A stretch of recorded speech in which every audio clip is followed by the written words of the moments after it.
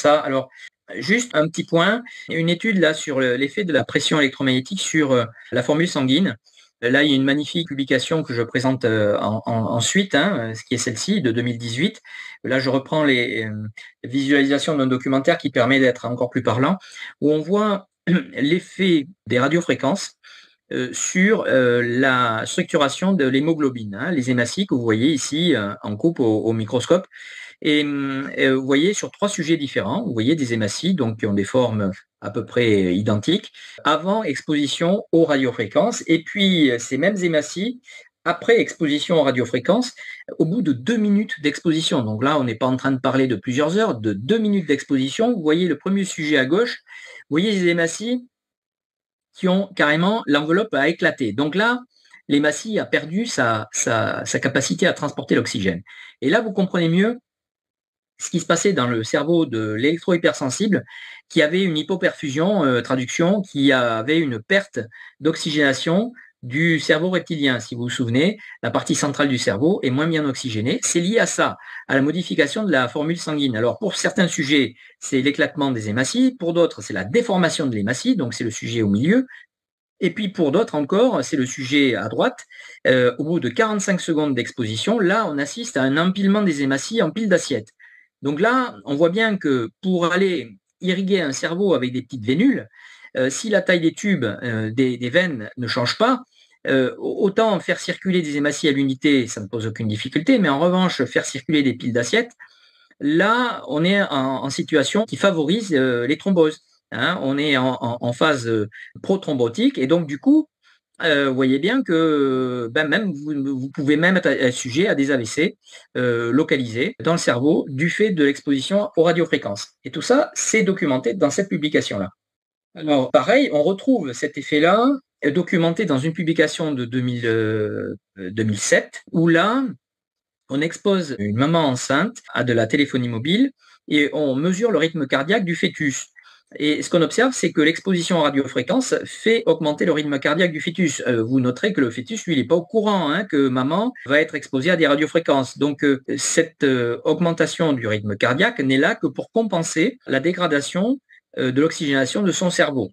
Alors, en effet, ce qui se passe au niveau cérébral, le cerveau est directement relié au cœur par des nerfs qui permettent soit de faire accélérer le rythme cardiaque, si par exemple le cerveau qui a besoin d'oxygène pour fonctionner, qui a besoin d'énergie apportée par l'oxygène, donc il dit au cœur via le nerf sympathique accélère s'il te plaît, et s'il est suroxygéné, au contraire, il dit au cœur décélère s'il te plaît, et via le nerf parasympathique. Voilà, il y a un processus en gros de rétrocontrôle qui permet à l'organisme de réguler l'approvisionnement en oxygène au cerveau, qui est quand même l'organe qui est vital et qui a besoin en priorité de cette alimentation en énergie. Voilà.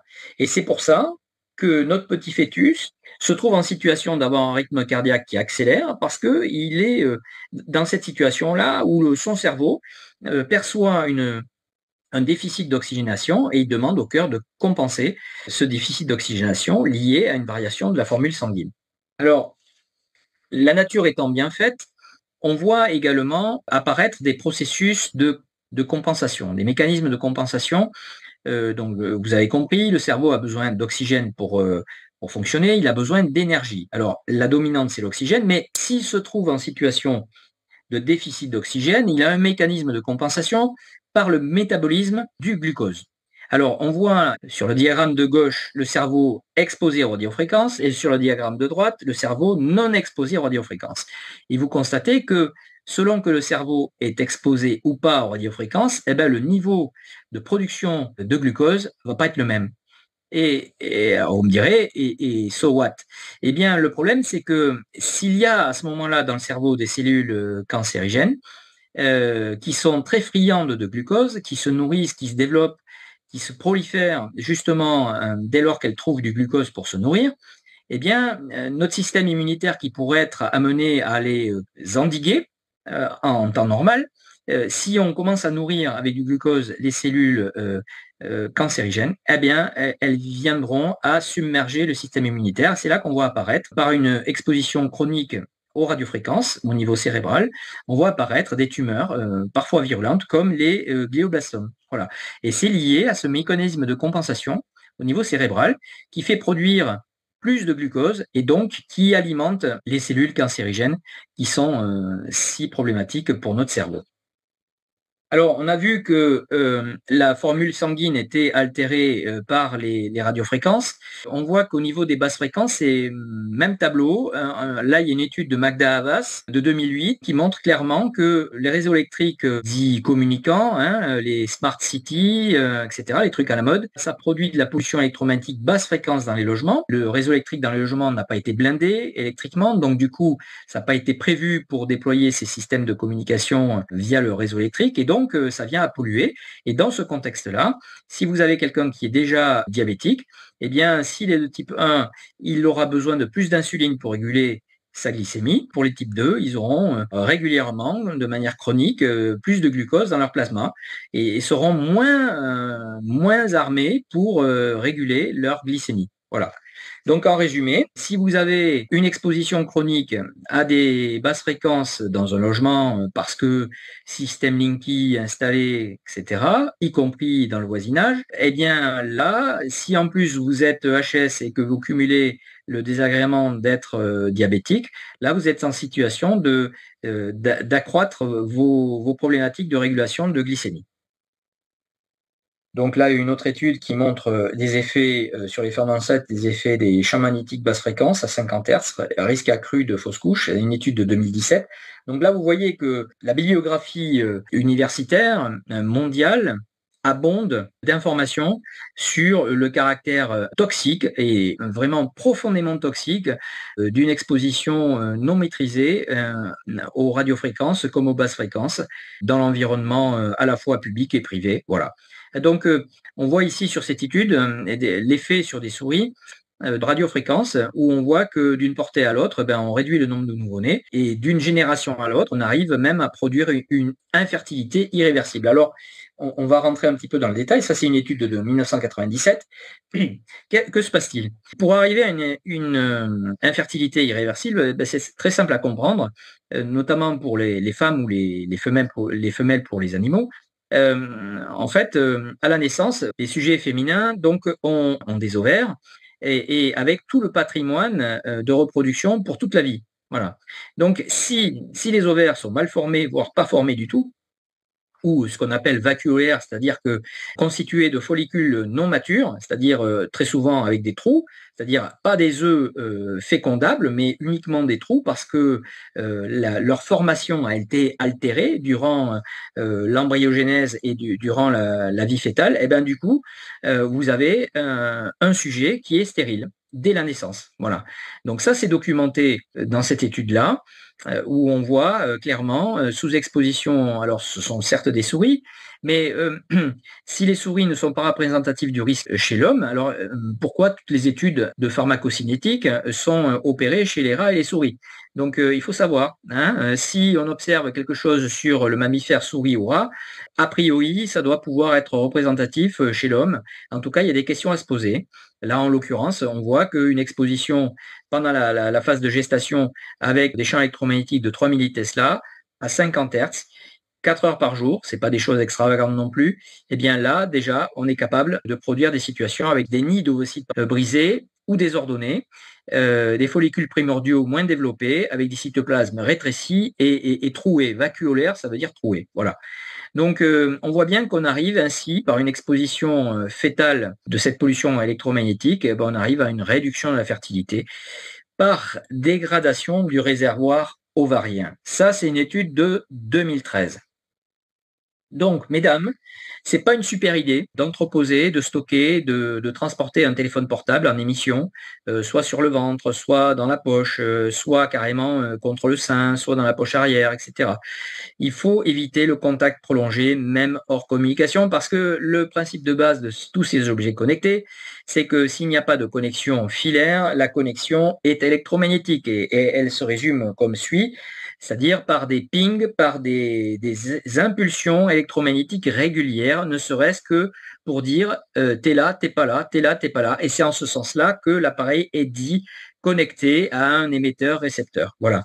Donc, comme ils émettent en permanence, que vous les utilisiez ou pas, il est fortement déconseillé de les mettre à trop grande proximité du corps dans toutes les activités quotidiennes. Alors, ça, c'est pour les femmes. Pour nous, les hommes, c'est le même problème. Alors ici, vous avez un testicule, magnifique testicule en coupe. Testicule constitué de tubes séminifères, ici représentés en coupe également, où on voit les grands champions qui s'apprêtent au marathon, donc prêts au départ, qui sont en situation sur les paddocks, prêts à être à la fois produits, puis après à être libérés. Alors il se trouve que ces Formule 1 là, qui sont prêts au départ, à aller féconder l'œuf un peu plus tard, ils ne peuvent se déplacer que par la production d'énergie par leurs mitochondries. Et les mitochondries, ce sont des petites entités qui produisent l'énergie qui va permettre au flagelle de bouger. Et si la production d'énergie est empêchée, ben le flagelle ne pourra pas bouger. Et si le flagelle ne peut pas bouger, pas de bras, pas de chocolat, eh ben notre spermatozoïde restera immobile et donc ne pourra pas réaliser le grand marathon de sa vie. Voilà, donc c'est en ce sens-là que pour les mecs, eh bien, il ne pourra pas y avoir de fertilité si la mitochondrie est empêchée dans sa production d'énergie. Je vais rentrer un peu plus dans le détail de comment, pourquoi la mitochondrie, au niveau des spermatozoïdes, pourrait être empêchée dans sa phase de production d'énergie pour permettre au flagelle la motricité nécessaire à notre grand marathonien. Alors tout ça, c'est documenté. J'ai une étude, un exemple de 2005, où on voit que l'utilisation prolongée des téléphones mobiles pourrait avoir des effets négatifs sur la mobilité des spermatozoïdes. Et puis là, j'en ai une autre, c'est encore mieux, parce que là, c'est même plus que la mobilité des spermatozoïdes, c'est la production des spermatozoïdes.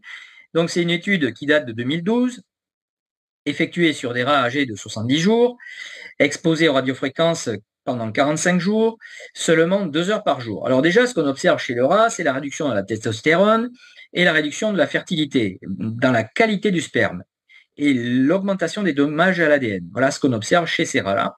Alors, on va prendre la coupe des tubes séminifères et on va regarder la population en spermatozoïdes dans ces coupes-là.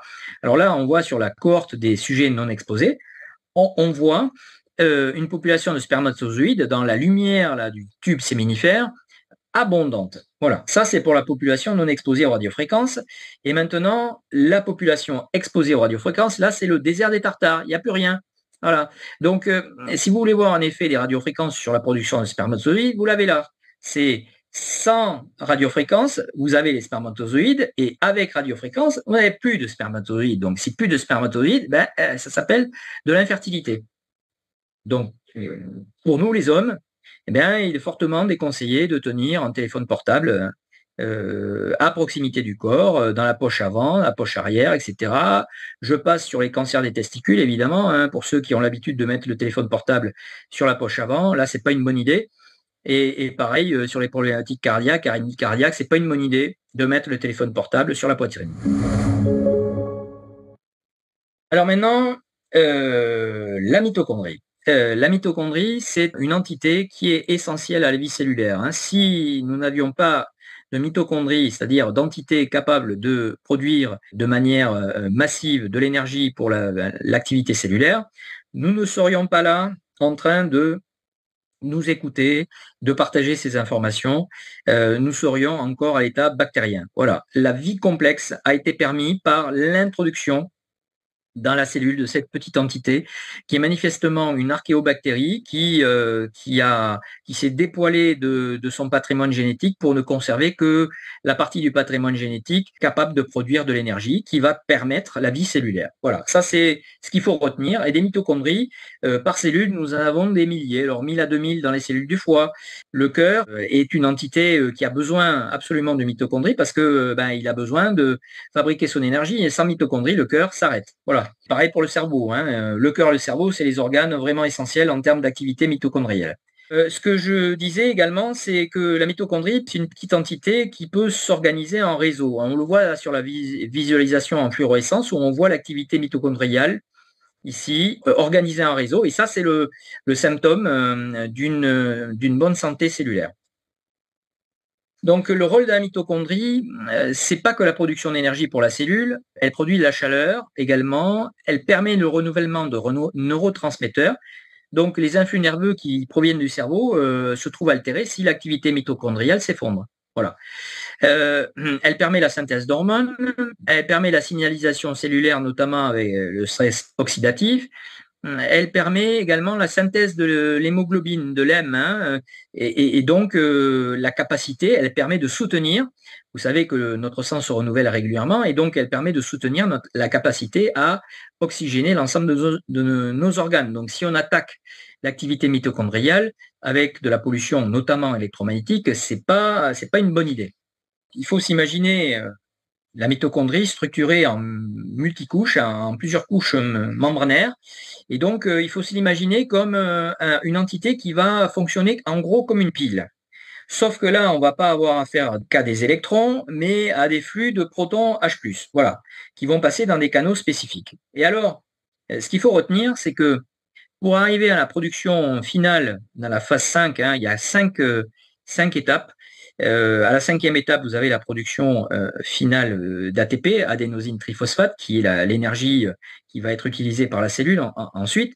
Donc, pour arriver à cette étape finale, il faut absolument que la mitochondrie pompe ces ions H+, dans l'espace intermembranaire, de manière à créer une différence de potentiel qui va être ensuite libérée à la 5e étape en la faisant passer dans le canal proton H+, là, en canal descendant, comme c'est figuré dans la figure. Et donc, on va avoir assisté à une production, un courant électrique qui va permettre de finaliser la production d'ATP. Voilà. Et il faut savoir, il faut retenir que chacune de ces 5 étapes fait l'objet d'une lecture du génome. Alors, sans trop rentrer dans le détail, sinon on va prendre trop de temps, il faut savoir que chaque phase doit produire un certain nombre de protéines pour amener les briques élémentaires conduisant à la fabrication de la brique finale qui est l'ATP. Et donc, dans la phase 1, on doit lire 7 gènes de l'ADN mitochondrial et 39 gènes de l'ADN nucléaire de la cellule. Et ainsi de suite. Étape 2, c'est un gène de l'ADN mitochondrial et 10 gènes de l'ADN nucléaire. Et donc là, on voit bien que à chaque fois, il y a ce que j'expliquais tout à l'heure, une lecture, un déroulement de la chaîne ADN avec une copie via un ARN de transcription et qui vient copier l'original et ensuite permettre la production de la protéine qui va ensuite construire la structure de l'ATP. Et donc ça, si à un moment donné c'est perturbé par un champ électromagnétique, il suffit qu'une de ces 5 étapes soit altérée, voire même stoppée, pour que le processus global soit interrompu. Voilà.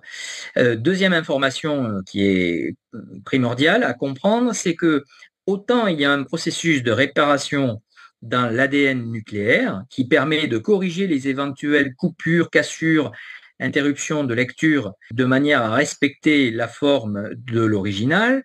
En revanche, dans l'ADN mitochondrial, il n'y a aucun processus de correction de réparation pour retrouver la forme originale. Donc là, toute interruption, coupure, cassure liée à un polluant, tel que notamment la pollution électromagnétique, là se trouve devient irréversible. Voilà. Ce qui fait que, en fait, il y a un tel besoin de déroulement au niveau du patrimoine génétique dans ces 5 étapes. Il faut vraiment que l'ambiance environnementale soit sans polluants pour qu'il n'y ait pas de dérive et de déclenchement de ce qu'on appelle de maladies mitochondriales. Voilà. Le codage des ADN mitochondriales et nucléaires sont autant de phases de vulnérabilité. Vous avez noté tout à l'heure, je martèle l'idée des phases de vulnérabilité qui sont absolument pas prises en compte par la réglementation, donc, pour arriver à la production d'ATP. Donc là, ces phases de vulnérabilité, elles sont essentielles. Donc, nos cellules, là, on n'est plus du tout dans une logique d'adaptation possible. On est face à une structuration qui, quoi qu'il arrive, sera sensible à l'ambiance électromagnétique et donc, de fait, telle qu'elle est structurée par des flux de particules chargées, ne pourra jamais tolérer la pression électromagnétique telle qu'on nous la prépare avec des déploiements 5G, 6G, 22G et ainsi de suite. Donc, adaptation impossible dans ce genre de situation. Alors, exemple concret, là je l'ai trouvé sur la tomate. Alors vous allez me dire, la tomate ce n'est pas l'homme, évidemment, j'ai bien compris, j'en suis bien conscient. Néanmoins, on ne pourra pas reprocher à la tomate l'effet nocebo, c'est-à-dire il suffit d'y penser pour être malade. Donc là, une tomate exposée à des radiofréquences, on perçoit sur la cellule de la tomate la chute transitoire de la concentration d'ATP. Donc on voit bien sur la lecture du génome de la cellule de tomate l'effet direct de la radiofréquence dans sa capacité à produire de l'énergie. Publication de 2007. Là-dessus. Alors, les mitochondries n'interviennent pas qu'au niveau des spermatozoïdes et au niveau cellulaire. Elles interviennent également dans l'activité neuronale. Et l'influx nerveux, il est produit parce qu'il y a de l'énergie qui est produite en grande quantité par les mitochondries au niveau du neurone et qui se propage le long de l'axone. Donc, on voit bien que si on altère la capacité des mitochondries à produire des influx nerveux, du coup, il n'y a plus d'activité cérébrale. Et c'est la raison pour laquelle, notamment, vous avez certains sujets électro-hypersensibles qui se trouvent dans l'incapacité de pouvoir réfléchir. Ils sont comme assommés durant les phases d'exposition. C'est lié à ce cumul à la fois les troubles de la formule sanguine qui font que le cerveau n'est plus correctement oxygéné, et à la fois les effets sur les mitochondries qui n'arrivent plus à produire l'ATP nécessaire pour produire indirectement l'influx nerveux qui permet au cerveau de communiquer. Alors, on a vu l'effet de la mitochondrie sur la production de neurotransmetteurs. Maintenant, on va regarder au niveau de la terminaison synaptique le rôle des canaux calciques dans la libération des neurotransmetteurs. Pour la faire courte, quand un influx nerveux se propage le long d'un axone et arrive sur une terminaison synaptique, pour se propager au neurone suivant, ça se fait par un passage de relais qu'on appelle des neurotransmetteurs. Sauf que la libération de ces neurotransmetteurs pour permettre la propagation de cette information à la base électrique qui se transforme durant cette petite étape-là en information chimique, la libération de ces neurotransmetteurs est activée par l'ouverture des canaux calciques et le changement de concentration d'ion calcium dans la terminaison synaptique. Sauf que sous influence électromagnétique, ces ions calcium se mettent à vibrer ou dévier et donc ils ne rentrent plus par les canaux calciques et donc du coup, on peut avoir le blocage dans la libération des neurotransmetteurs et donc l'influx nerveux s'en trouve stoppé. Voilà, donc sous exposition électromagnétique, on voit deux mécanismes, à la fois le mécanisme de production de neurotransmetteurs altérés et à la fois la libération des neurotransmetteurs par l'ouverture des canaux calciques. Là, pareil, si les deux sont altérés, tout ou partiellement, on a une altération de la propagation de l'influx nerveux et donc de l'activité du système nerveux central. Et là, je reboucle sur la méta-analyse de Martin Pal, publiée en 2022, qui fait la synthèse sur 18 études, dont l'étude soviétique de 1973, qui montre clairement le lien entre excès de concentration de calcium intracellulaire et le déclenchement de la maladie d'Alzheimer.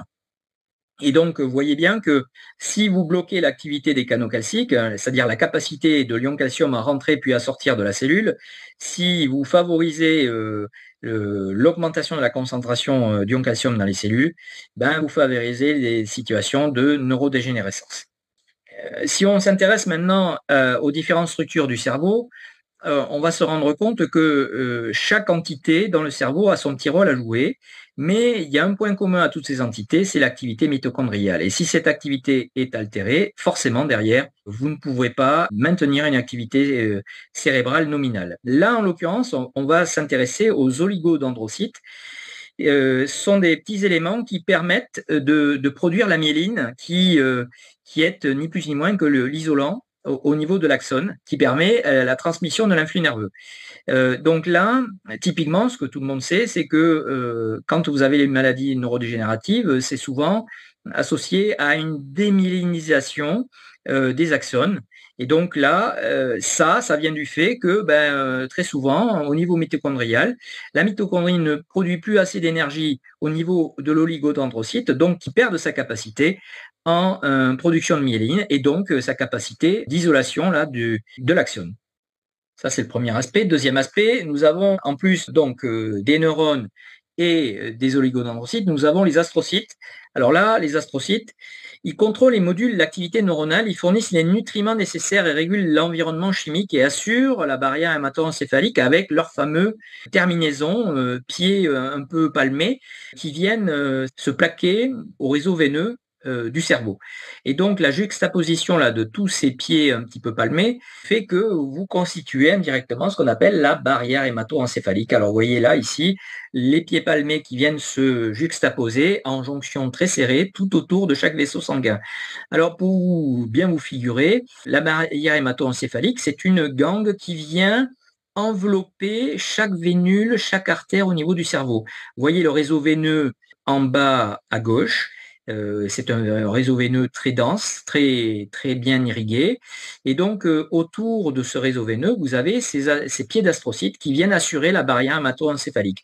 Quelle est la fonction de cette barrière hémato-encéphalique? Elle a une fonction protectrice vis-à-vis du cerveau, c'est-à-dire que le cerveau, il est censé admettre en son sein essentiellement de l'oxygène, en tout cas des micromolécules, pas du tout des macromolécules. Et c'est ce que permet d'éviter la barrière hémato-encéphalique. Voilà. Sauf que sous ces ambiances électromagnétiques, les jonctions serrées viennent à se desserrer de plus en plus et viennent à laisser passer des choses qui ne devraient pas rentrer dans le cerveau, comme une pollution chimique, comme une pollution métallique, etc. Et donc, dans cette situation, le cerveau se trouve en situation de stockage. Il engrange, il engrange, il engrange, jusqu'au jour où il déclenchera une neuroinflammation par saturation en polluants divers et variés, que ça soit chimique ou métallique. Et c'est là qu'intervient le caractère particulièrement toxique et effet combiné de la pollution électromagnétique, parce que là, elle nous déprotège complètement de la pollution environnementale ambiante en nous rendant encore plus vulnérables à la pollution environnementale ambiante. Donc, je passe sur l'inventaire à l'après-vert des maladies mitochondriales qui touchent tous les organes. Hein, tout ça, c'est bien documenté. Pareil, pour ceux qui ne seraient pas encore convaincus, un biochimiste britannique qui s'appelle Nick Lane a produit un ouvrage remarquable qui s'appelle La question vitale, que l'on ne trouve malheureusement pas en langue française. Mais pour vous la faire courte, il nous explique dans cet ouvrage que perturber la respiration cellulaire, c'est-à-dire perturber l'activité de la mitochondrie, il nous dit à vos risques et périls. C'est-à-dire que là, les spécialistes nous alertent sur le fait que toucher l'activité mitochondriale, par la pollution électromagnétique notamment, c'est pas la meilleure idée que nous ayons eue parce que là, nous touchons au cœur même du fonctionnement cellulaire, au cœur même de l'activité physiologique. Et donc, du coup, il y a même plus la question de l'adaptabilité, de l'adaptation. C'est structurellement incompatible avec la vie telle que nous la connaissons. Alors, pour les spécialistes, la respiration cellulaire ou l'activité mitochondriale, ça s'appelle la phosphorylation oxydative. Alors, évidemment, si nous n'étions exposés qu'à de la pollution électromagnétique, ça serait presque une situation idyllique. Mais évidemment, nous n'avons pas que la pollution électromagnétique. Nous avons en plus les pollutions métalliques et chimiques. Et là, nous en avons une, ce qui a fait l'objet d'une publication double page dans Libération en avril 2018, qui concerne les fongicides à SDHI, alors les succinates déshydrogénases inhibitors. Alors ce truc-là merveilleux, dénoncé par un cortège de scientifiques de haut rang au niveau national et international. Je ne sais pas si vous vous souvenez, mais notre activité mitochondriale, ici, elle était constituée d'une production, ici, de protéines en 5 étapes pour en gros constituer une pile à protons H+, qui viendrait décharger son énergie et permettrait de produire l'adénosine triphosphate. Eh bien, cette pile se trouve altérée ici au niveau du complexe numéro 1 dans sa production de protéines par une enzyme qui est inhibée par ces molécules neurotoxiques, les SDHI, succinate déshydrogénase inhibitor. Ça intervient ici. Et donc là, on interrompt le processus classique de production mitochondriale et la cellule meurt. Et là, en l'occurrence, par rapport à l'agrochimie, qui utilise ça de manière irrationnelle, eh bien, c'est pour tuer des champignons. qui se développent sur les cultures. Voilà, des cultures évidemment conventionnelles, cultures intensives. Plutôt que d'utiliser ces produits hyper toxiques, évidemment, personne ne se pose la question de changer le mode de production pour éviter la prolifération de champignons. Voilà, on préfère utiliser des toxiques notoires et pour avoir un effet sur la mitochondrie du champignon. Le seul problème, c'est que les mammifères, dont les hommes, nous avons les mêmes mitochondries que les champignons. Donc, les gens qui absorbent des aliments produits grâce à l'application de ce genre de techniques agrochimiques particulièrement toxiques, eh bien, il ne faut pas s'étonner que tôt ou tard, elles développent à minima des cancers ou à minima un affaiblissement général au niveau de certains organes. Voilà. Et quand vous cumulez la pollution chimique avec la pollution électromagnétique, vous ne faites de fait qu'accélérer le processus. Donc là, pareil, c'est par rapport à cette alerte, ça a fait l'objet d'ailleurs d'un livre de Fabrice Nicolino, Le crime est presque parfait, où Fabrice Nicolino dit que l'ANSES fait partie du lobby des pesticides. Ça, c'est en 2019. À noter que parmi les personnes qui alertent, il y a l'équipe du professeur Pierre Rustin, donc qui est directeur de recherche CNRS, qui, selon Fabrice Nicolino, est nobélisable, dont la spécialité est la mitochondrie. Donc voilà, ces équipes-là ne sont même pas écoutées par l'ANSES. L'ANSES a régulièrement dit, en l'état des éléments examinés, pas de risque identifié, alors que les spécialistes du sujet alertent sur l'urgence à stopper les épandages et l'utilisation de ces molécules chimiques ultra toxiques. Voilà. Voilà la situation dans laquelle nous sommes. Molécules SDHI, évidemment, qui touchent les abeilles. Voilà. Donc, on a quelque chose qui a des effets globaux sur l'ensemble de la chaîne alimentaire et qui, cumulés avec les ondes électromagnétiques, qui touchent également les abeilles, ne feront pas bon ménage. Pour montrer l'importance des flux entrants et sortants en calcium dans l'activité du myocarde, il se trouve qu'il faut retenir qu'une cellule musculaire se contracte du fait de la variation de la concentration d'ion calcium à l'intérieur de sa membrane. Dans l'espace intracellulaire, quand l'ion calcium se met à croître en concentration, c'est ça qui fait se contracter la cellule. Alors attention, il faut que cette augmentation de concentration soit suivie d'une baisse de la concentration. Parce que sinon, vous avez remarqué qu'un excès de concentration intracellulaire en calcium devient toxique pour la cellule. Et là, on rentre dans un processus type neurodégénératif, type Alzheimer, comme on l'a vu dans l'étude de 2022. Méta-analyse sur 18 études. Là, en l'occurrence, pour le myocarde, l'activité de contraction musculaire doit suivre une alternance entre flux entrant et flux sortant de calcium pour faire varier de manière cyclique la concentration intracellulaire en calcium. Voilà. Et si vous avez une activité électromagnétique à proximité qui vient bloquer soit le flux entrant, soit le flux sortant, vous perturbez le rythme de contraction de la cellule et donc, pour ce qui concerne le myocarde, vous perturbez l'activité cardiaque. Alors là, on a une magnifique étude sur le développement de moelle épinière sur des embryons. Donc entre la 13e et le 21e jour, c'est chez les rats. Et pour une exposition avec la dosimétrie, tout est expliqué dans l'étude, et 1 heure par jour seulement. Et donc, on voit les effets suivants. Donc là, c'est la moelle épinière en coupe. À gauche, le sujet non exposé. À droite, le sujet exposé. Alors déjà, vous voyez que l'aspect d'ensemble n'est plus du tout le même. Vous voyez une moelle épinière atrophiée pour les sujets exposés, alors qu'elle est pleinement développée pour les sujets non exposés. Et puis quand on rentre dans le détail, vous voyez que l'étanchéité de la moelle épinière n'est plus assurée pour les sujets exposés. Vous avez une perméabilité avec l'extérieur. Donc je vous laisse imaginer les possibles infections. Et également des zones vacuolaires, des trous au sein de la moelle épinière. Donc ça, c'est structurellement la marque de troubles du comportement pour plus tard. Ça montre vraiment le caractère non adaptatif possible pour un sujet exposé dès l'activité embryonnaire et fétale. Là, j'ai une autre étude de 2018 qui est orientée sur l'analyse biochimique du sang de cordon ombilical à la naissance sur 149 bébés. Donc, vous allez me dire 149 bébés, c'est pas assez. Alors, je vous dis oui, mais il ne tient qu'à des structures étatiques de faire des études beaucoup plus intenses. sur des cohortes beaucoup plus importantes, de plusieurs milliers, plusieurs dizaines de milliers de bébés à la naissance. Il n'y a aucun risque, puisque on prélève le cordon ombilical à la naissance, on prélève le sang et on analyse ce sang et on le corrèle au niveau de consommation journalier en téléphonie mobile, objet connecté par la mère durant sa grossesse. Évidemment, on s'arrange pour identifier des mères qui n'aient pas suivi de traitements médicaux, sans maladie chronique, etc. Bref, on s'arrange pour qu'il n'y ait pas de biais possible à cette analyse. Et qu'est-ce qu'on trouve dans l'analyse de sang de ces cordons ombilicaux?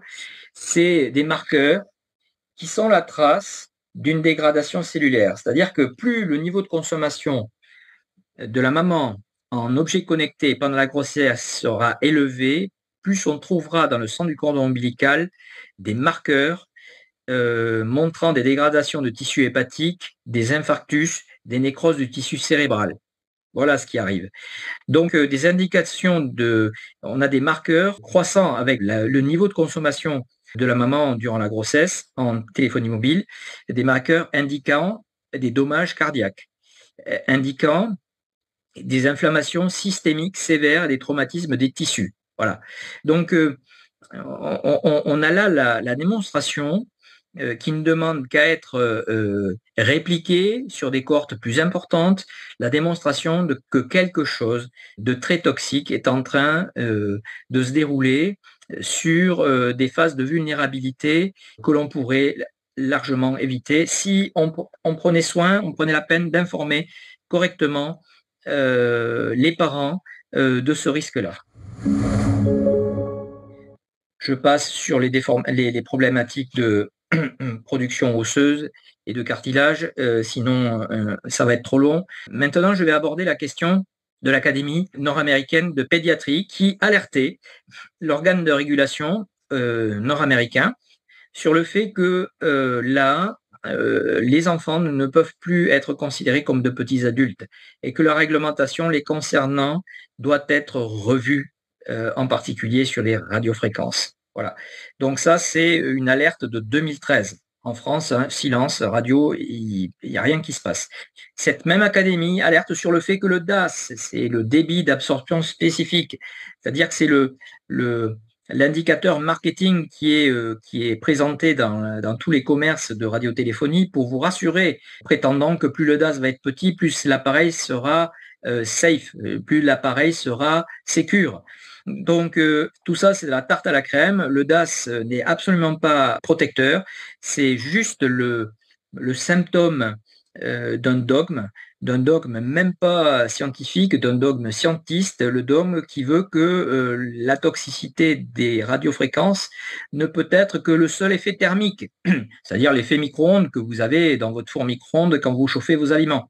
Donc voilà, le problème de fait, c'est que ce truc-là, quel que soit son niveau, déjà dans les magasins de radiotéléphonie, il vous est présenté comme étant une constante, ce qui est faux. Il varie selon la situation de réception du téléphone que vous avez en utilisation vis-à-vis du pylône relais de proximité, déjà le niveau de réception, et ensuite ce truc-là n'est absolument pas le révélateur des risques biologiques. Et vous avez compris depuis le début, le risque et essentiellement par rapport à la radiotéléphonie, il est biologique et il est représenté par les pics d'intensité et absolument pas par les moyennes. Donc ça fait que notre réglementation de ce fait-là ne peut pas être protectrice en utilisant des indicateurs qui ne sont le reflet que des effets thermiques. Si vous voulez vous en convaincre, essayez de faire cuire un œuf avec un téléphone portable, vous allez avoir toutes les peines du monde. Donc l'objet n'est pas l'effet thermique du téléphone portable, l'objet est l'effet biologique. Et l'effet biologique, il intervient dès l'utilisation. Donc, il faut bien prendre conscience que l'utilisation des téléphones portables, c'est pas une question de je l'utilise peu et donc ça va, j'aurai un effet nul. Non, les téléphones portables sont toxiques dès le début de l'utilisation. Ils sont toxiques tout le temps. Donc, cette histoire-là n'est juste qu'une affaire de gestion des risques. Et chacun gère son risque, hein, à condition qu'il soit dûment informé. Le problème de fond, c'est que personne n'est informé sur le sujet. On a compris pourquoi, puisque ceux qui tiennent les manettes de l'information sont aussi aux manettes du lobby de la radiotéléphonie. Oui, l'antibiorésistance chez les nouveau-nés. Vous vous souvenez de l'étude russe qui disait dynamisation de l'activité bactérienne? Ben là, on a une étude de 2015 dans le Lancet, alors qui au niveau européen parle de 672 000 infections avec bactéries résistantes, dont 33 000 décès au niveau européen, 33 000 décès attribués à ces infections. Alors, quand on regarde le tableau au niveau français, on se trouve en tête du peloton parmi le nombre de cas et le nombre de décès. Et donc, quand on regarde maintenant au niveau pyramide des âges, on constate que les sujets les plus vulnérables à l'antibiorésistance et donc à la stimulation bactérienne, ce sont précisément les nouveau-nés et enfants en bas âge jusqu'à l'âge de 4 ans, et après les personnes âgées à partir de 60 ans, 65 ans. Voilà. Donc, c'est typiquement les périodes de vulnérabilité où il faudrait éviter l'exposition aux ondes électromagnétiques pour éviter de provoquer ces situations d'antibiorésistance. Et ça, c'est confirmé par une étude de 2017 effectuée sur des cultures de Listeria et d'Escherichia coli sur 2 gammes de fréquences, 900 MHz et 2,4 GHz, et où on voit les bactéries résister aux antibiotiques du fait de l'exposition aux radiofréquences. Donc voilà, il y a une vraie question. Que fait-on à déployer de manière irrationnelle tout un tas de dispositifs qui viennent stimuler l'activité bactérienne pour en plus des activités qui sont bien loin d'être vitales, hein, étant entendu que quand on fait une analyse du besoin, la question à se poser, c'est pour une utilisation sédentaire, on doit privilégier des connexions filaires, et pour une utilisation mobile, à ce moment-là et à cette exception-là, on peut utiliser de la téléphonie mobile, mais avec toutes les précautions d'emploi, c'est-à-dire faible puissance, protection du sujet par des dispositifs type cage de Faraday, etc. Donc voilà. Donc il y a tout un tas de dispositifs qui peuvent être simples, réalistes et réalisables, qui peuvent être mis en place pour limiter l'exposition de la population. Encore faut-il en prendre conscience.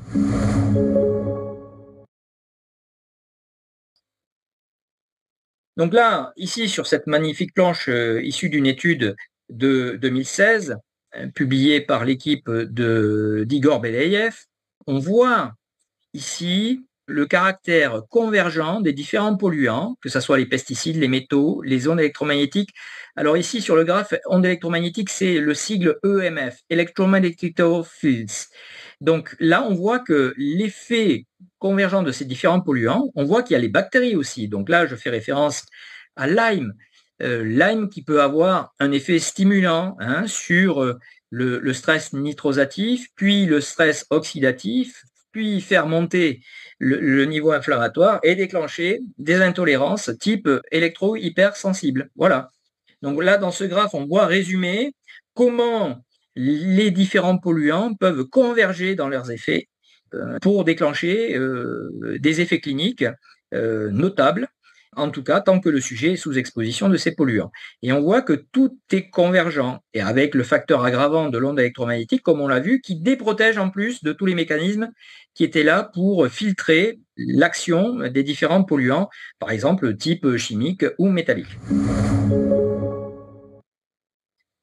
Donc, la pollution électromagnétique, vous l'avez compris, n'est pas une pollution de plus. Elle inhibe les ultimes protections physiologiques qui permettraient de tolérer les autres pollutions. Voilà, on voit avec la barrière hémato-encéphalique notamment. Là, on voit sur une magnifique étude sur des rats avec des encéphales en coupe. Vous voyez le cas A avec l'encéphale non exposé aux ondes électromagnétiques. On met dans la perfusion de l'albumine. Perfusion sanguine, on met de l'albumine. Et dans le cas exposé aux radiofréquences, on voit la pénétration de l'albumine sous forme de taches brunes dans l'encéphale. Voilà. Donc, pareil, les cancérologues utilisent cette technique pour ouvrir la barrière hémato-encéphalique. Ils exposent le cerveau de ceux qui ont besoin d'un traitement chimique en profondeur dans le cerveau, et pour ouvrir leur BHE, ils les exposent à des radiofréquences le temps de la chimiothérapie. Donc ça, c'est connu. Là, on a une autre étude de 2011 où on a le même principe sur la perméabilité de la BHE. Donc, en bref, Ce que j'arriverai à dire en conclusion, c'est que le terrain conditionne l'état de santé, la résilience de la population. J'enfonce une grande porte ouverte, qui a été ouverte par Antoine Béchamp, qui nous dit que le microbe n'est rien, le terrain est tout. Et là, nous vivons aujourd'hui dans une situation d'insalubrité, alors comparable à celle du 19e siècle, sauf qu'il ne s'agit pas d'une insalubrité du style je gère mal mes ordures, je ne sais pas séparer l'eau potable des eaux usées. C'est une insalubrité industrielle essentiellement, avec des polluants chimiques, des polluants métalliques et une pollution électromagnétique, mais qui nous fait vivre dans un environnement notoirement insalubre et multifactoriel. Voilà. Donc, en clair, ça ne pourra jamais avoir, ce cocktail détonnant ne pourra jamais avoir un effet bénéfique sur la santé de la population.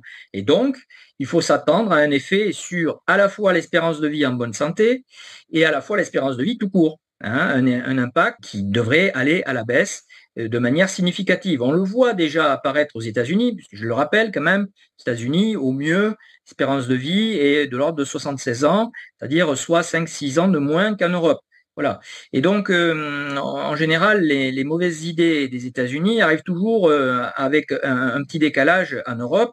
Et là, on peut le craindre, en tout cas par l'effet cocktail de ces pollutions et notamment par la finition apportée par la pollution électromagnétique qui, comme vous l'avez compris, est notoirement et foncièrement incompatible avec la vie telle qu'elle est structurée. Voilà, et l'activité physiologique telle qu'elle est structurée. Donc, ceux qui fantasment autour de l'idée d'une adaptation possible en seront pour leurs frais. Voilà.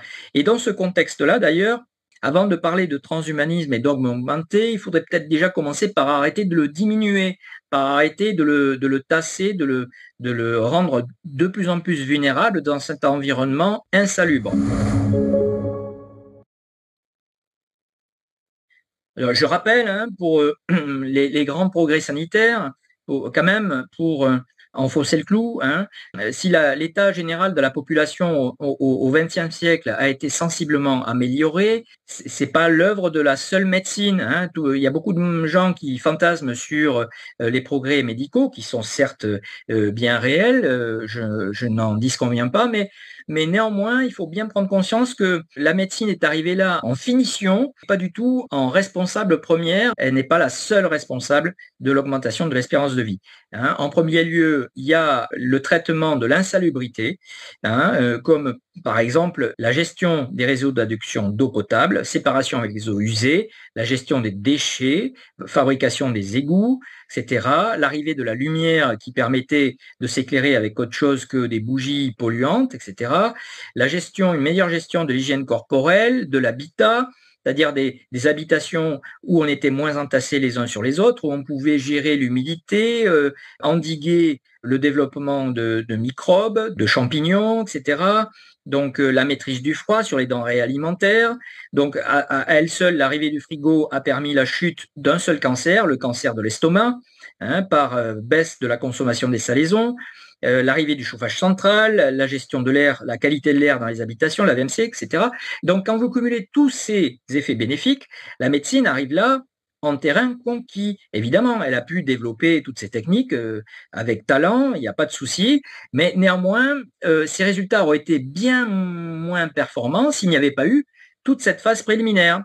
Et c'est précisément ce que nous altérons aujourd'hui en reproduisant une insalubrité, mais cette fois-ci, une insalubrité essentiellement industrielle avec de la pollution chimique, de la pollution électromagnétique et de la pollution métallique. Voilà. Donc il n'y aura pas de miracle. Nous ne pourrons assister qu'à une régression. Voilà. Donc en conclusion, pour vous informer, éteignez les médias subventionnés et documentez-vous personnellement, vérifiez tous les éléments que j'ai pu vous présenter ce soir. Et voilà, et je suis prêt à répondre à vos questions éventuelles et à compléter, à détailler quelques informations. Voilà, mais l'essentiel, c'est documentez-vous, vérifiez les informations, ne prenez pas pour argent comptant tout ce que on vous dit dans les médias subventionnés, qui sont souvent liés directement ou indirectement à des enjeux commerciaux de la radiotéléphonie. Voilà. Si vous voulez des informations sur les risques sanitaires liés aux objets connectés, trouvez des informations fiables et indépendantes. Bonne soirée, bon courage à tous et à très bientôt.